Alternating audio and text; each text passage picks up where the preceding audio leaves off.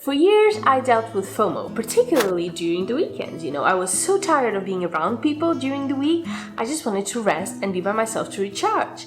Except doing that often made me feel like while I was resting, the rest of the world was having, all this fun. Fear of missing out was also one of the main reasons I struggled so much with saying no for so long, because I was afraid of regretting that decision and missing out by not going to that dinner, that birthday party, or even that meeting. Social media, unfortunately, doesn't help with FOMO either, On one hand, you spend much more time on it, you're trying to catch up with what's happening around the world. On the other, you're watching all these curated photos and videos people post online showing how much fun they're having with their friends, while you sit alone in your living room writing your next blog post or scripting your next YouTube video, and that will really make you question your choices. Well, it did for me. No matter how hard I tried, I couldn't shake it off, I felt anxious and sad and lonely all the time. Now, the turning point for me came when I decided to live, a slower life. And one of the most surprising effects of it, one that I did not expect at all, was it turned my FOMO into JOMO. By living what most people consider a boring life, I get to experience the joy of missing out. JOMO is essentially about enjoying the moment, without worrying about what others are doing, to be content with what you're doing. It is enough. So by living a more meaningful, simple life, enjoying the little things and being present in the moment, you forget what's happening around you because it no longer matters. It's about accepting that at any given moment, there will be something going on somewhere in the world that you would enjoy doing. But that's okay, because there is also plenty to enjoy where you are right now. And for me personally, the best way to start making sure there is indeed plenty to enjoy in my simple life is to make my home my JOMO haven. I created a peaceful place to work and live in harmoniously, even with the cats and the dogs running around. So everything in my home is either useful or meaningful. If not, it has no place here. I also learned to enjoy my company.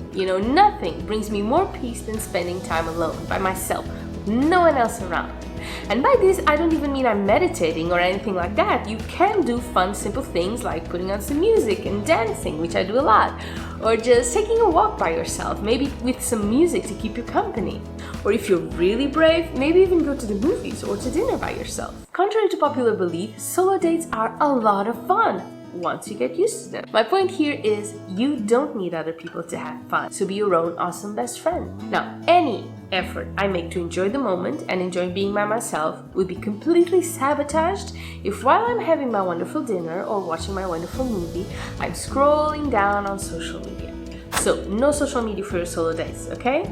Ideally, no social media until you find your own JOMO, because if you're anything like me, social media is a major FOMO trigger and you can't really be in the moment while your phone is constantly ringing or buzzing with notifications, right? It's distracting at best and FOMO-inducing at worst. Plus, you would be surprised at how much free time you will have once you stop the mindless scrolling, okay? I know I was. So by now, you may be thinking, solo dates and movie nights are lovely and all, but my schedule is hectic and I can barely find the time to eat, much less to spend leisurely time with myself. Yeah, I know, ultra busy people suffer from FOMO more than anyone else I know, because it feels like everyone else has more time and is having more fun than you when we are constantly rushing from one place to the other. I get it, and I realize I can't just tell you to quit your job and live off the air, but still, me time needs to be a priority. And there are two main ways to go about it: getting used to saying no and carving out some special extra time for yourself.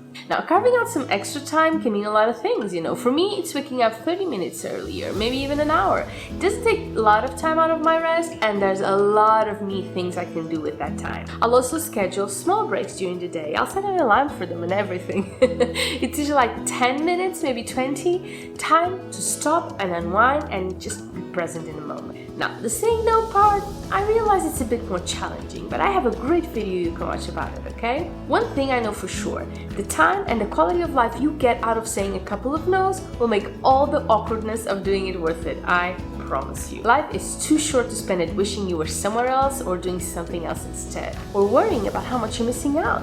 There is joy in everything we do, in every breath we take, and it's our job to find it.